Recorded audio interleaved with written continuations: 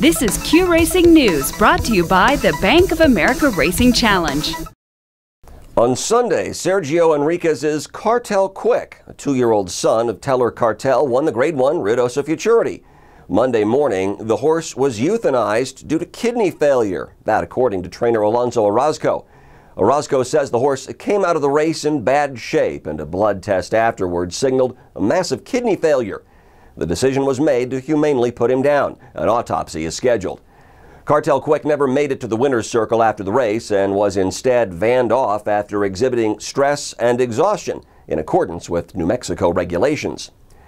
Just when you thought Florida's pari-mutuel barrel racing controversy was settling down, Gretna Racing LLC has now received an amended racing license that authorizes it to conduct back-to-back weekends of unspecified events later this month. Last month, the Florida court ruled that pari-mutuel barrel racing was illegal.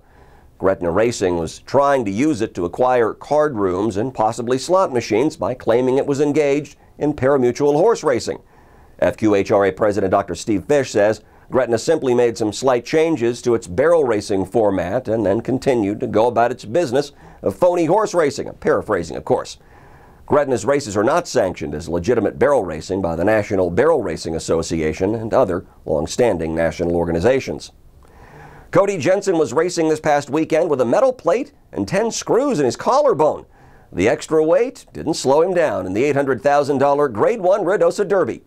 Here he is aboard Andrew Smith's Wicked Courage, a gelded son of Captain Courage out of the Dash for Cashmere, Wicked Pamela. Jensen said afterwards that the horse was jumping shadows and he was just trying to hold him together. Trainer Luis Villafranco would share in the win. Just 3 weeks earlier, Jensen took a nasty spill at Remington, which explains the surgery. Total purse was actually $822,603, which is a new record for that race. Indiana Downs hosted a number of stakes this weekend, including the Born Runner Classic for statebreds. Randy Thompson's Airborne Leader went off as the favorite, and he'd justify that, running the 400 yards in 20.178 seconds for the win. Jockey Harold Collins was aboard for trainer Thomas Mosley Jr. Total purse for the Classic was $118,000, and just 2 races earlier, that same trio, Thompson, Mosley, and Collins, won the Gordon Mobley Futurity, also for Indiana breds. That one was worth $132,000, so great night all around for those three. For the first time ever, trials to the Grade 1 Rainbow Futurity at Ruidoso will span 2 days, July 4th and 5th. Last year, the track hosted 23 Futurity trials in a single day. Instead of the top 10 overall times advancing to the final, this time around, the top 5 from each day will qualify. Track GM Sean Hubbard says horsemen and fans have been asking for this for some time now. Back in May, Ruidoso hosted 25 trials to the Ruidoso Futurity. First post that day was at 10 in the morning, and the final race went off after 7 p.m.